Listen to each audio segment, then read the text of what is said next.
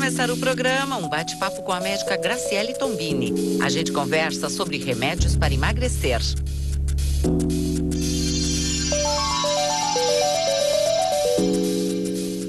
Quais são as diferenças entre esses remédios para emagrecer? Nós temos 3 categorias de medicamentos para emagrecer, dividindo assim basicamente em 3. Os anorexígenos, né, que em geral são os derivados anfetamínicos. Os sacietógenos, né, que aí entraria a sibutramina. E os que eliminam gordura a nível intestinal, que a gente diria que é o orlistat, é o nome do componente, que ele eliminaria 30% da gordura no intestino. Cada um tem prós e contras. Para mim, a anfetamina ela só tem contra, né? Eu nunca fui a favor de anfetamina, nunca prescrevi no consultório. O que eu acho das anfetaminas? O que elas são, primeiro? Elas são medicamentos que agem em sistema nervoso central, elas inibem o apetite, elas tiram, então, a fome. Não é que nem os sacietógenos, que a pessoa tem fome, mas na hora de comer, ela reduz a quantidade. Então, o anorexígeno, ele tira a fome. E o que eu vejo como problema disso? É claro que a pessoa vai emagrecer, só que ela vai emagrecer ficando várias horas sem comer, acabando com o metabolismo dela, reduzindo o metabolismo, e a consequência desse medicamento é quando os pacientes param, eles engordam muito mais do que emagreceram. Esse é o medicamento de maior risco, tem risco de dependência, tem risco cardiovascular, e eu não vejo por que usar um medicamento que tem efeito rebote, tipo, é uma ilusão, ele emagrece durante o uso e quando para o medicamento a pessoa recupera o peso.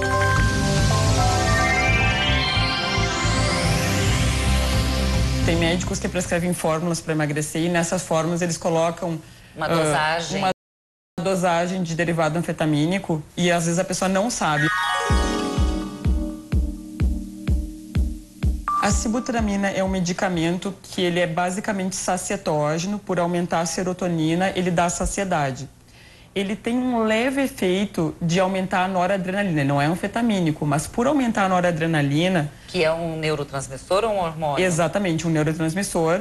Ele aumentaria o metabolismo, como? Aumentando a frequência cardíaca.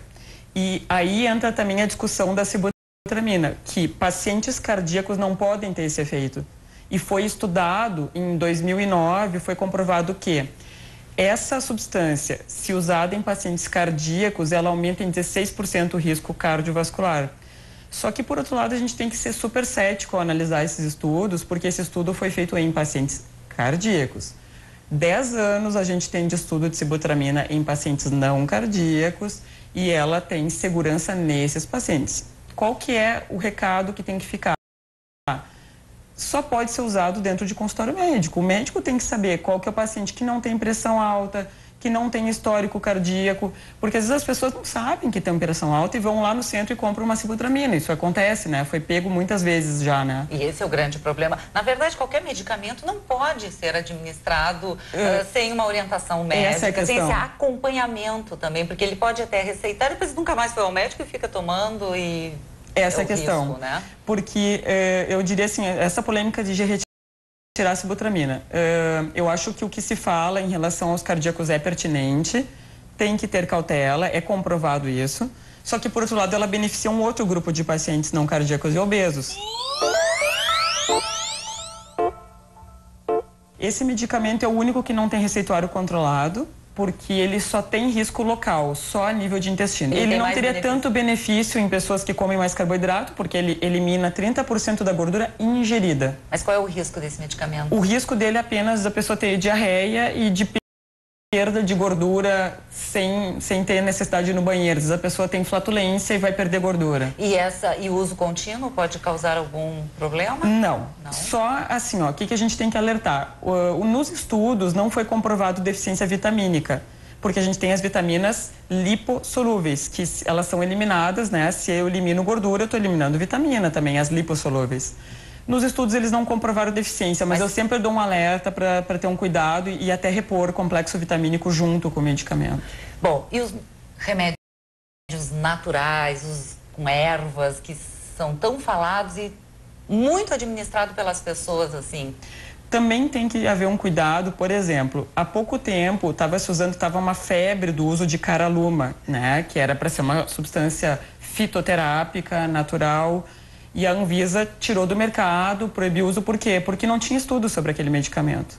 As pessoas têm que partir do princípio que todos os medicamentos eles vêm de algum lugar e, em geral, vêm de uma planta, né? Então, o fato de ser natural não quer dizer que não tem efeito colateral. Então, e também não quer dizer que funciona. Então, administrar um medicamento pode sempre ter algum risco. Com certeza, mesmo os que se dizem naturais. Bom, muitas pessoas não usam remédios para emagrecer, mas buscam dietas radicais. Tem algum risco? Com certeza. Bom, esse é um assunto que nós vamos falar daqui a pouco com a doutora Graciele Tombini. Já voltamos. No começo do programa, a gente falou sobre remédios para emagrecer. Agora o bate-papo é sobre os perigos das dietas radicais e o que fazer para perder os quilinhos a mais sem prejudicar a saúde. Quais são os riscos dessas dietas radicais? Bom, eu diria que o primeiro risco das dietas radicais, ele envolve o risco de ganhar mais peso quando parar a dieta. Por quê? Não adianta eu emagrecer muito rápido. Se eu perder mais do que 1 quilo por semana, eu vou perder muita massa magra, muita massa muscular. E a gente sabe que o principal determinante do metabolismo é a massa muscular. O que queima muita caloria no nosso corpo é o músculo, porque o músculo tem uma vascularização muito grande. Para suprir as calorias para nutrir esse músculo, eu vou aumentar o meu metabolismo. Se eu tenho muita massa muscular, se eu perco massa muscular, eu vou reduzir o meu metabolismo. Então as pessoas se enganam, elas não estão perdendo gordura. Não. É como perder líquido. Muitas vezes as pessoas vão fazer ginástica cheia de plástico na barriga.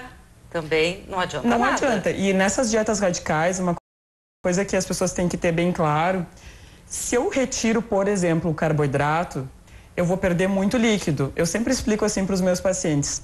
O que o carboidrato faz no nosso organismo? Eu boto farinha num copo de água. O que o carboidrato faz? Ele enxuga líquido. Se eu retiro o carboidrato, eu vou perder mais líquido. A proteína não tem esse poder.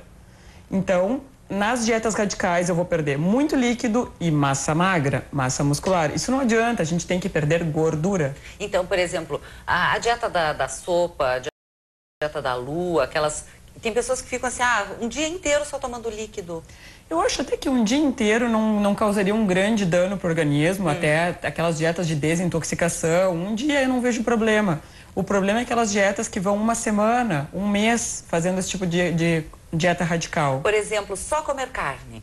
Às vezes tem dietas que comem muita carne e muita gordura, só isso. O que pode acontecer? Bom, em primeiro lugar, a gente sabe que o Atkins morreu de infarto, né? Então, ele fazia essa dieta, comia muita gordura e ele morreu de infarto.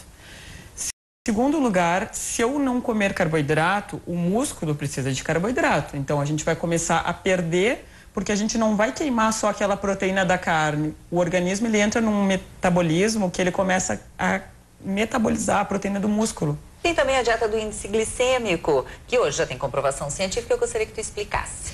Importante a gente deixar claro que a dieta do índice glicêmico não é uma dieta específica da moda e que já tem a dieta prontinha, montadinha. É uma teoria que explica o poder de um alimento virar açúcar. Se eu tenho um alimento que ele se converte rapidamente em açúcar no nosso organismo, esse açúcar no nosso corpo ele vai ter que ir para algum lugar. E como ele faz um pico de glicose, a célula não tem capacidade de estocar, ela manda para o depósito de gordura. Esse é o problema. Então se transforma em gordura. Se transforma em gordura e principalmente gordura abdominal, visceral, que é a gordura de risco. Pois, e algumas frutas e alguns alimentos que a gente considera saudáveis têm esse poder, digamos assim. Por quê? Com certeza. Me explica isso. Tem frutas que... Porque a fruta, ela tem um nível de açúcar da própria fruta. Por exemplo, se eu tomar um copo de suco de laranja, a gente sabe que é um alimento de altíssimo índice glicêmico, porque está toda a concentração do açúcar de 4 ou 5 laranjas em um copo. Pois é, e daí numa dieta, geralmente, se coloca sempre frutas, verduras. Como é que eu vou saber, então? Então, eu não estou fazendo certo a minha dieta? Você vai pensar a gente tem que sempre tentar equilibrar. Não tomar o copo de suco de laranja, se eu estou de dieta, e comer a laranja, que é uma laranja. As fibras da laranja também ajudam a baixar o índice glicêmico, né? Então substituir, digamos, o suco pela fruta. Pela fruta, porque a fibra baixa o índice glicêmico. A fibra faz com que a absorção seja mais lenta desse alimento. Mas e só a fruta, então, à tarde ou no lanche? Não é interessante comer só uma fruta, mas eu também não quero que o meu paciente tire a fruta da dieta, porque ela é importante. Então, como é que a gente faz? Se eu colocar proteína nessa refeição, a gente sabe que colocando proteína, o que é proteína?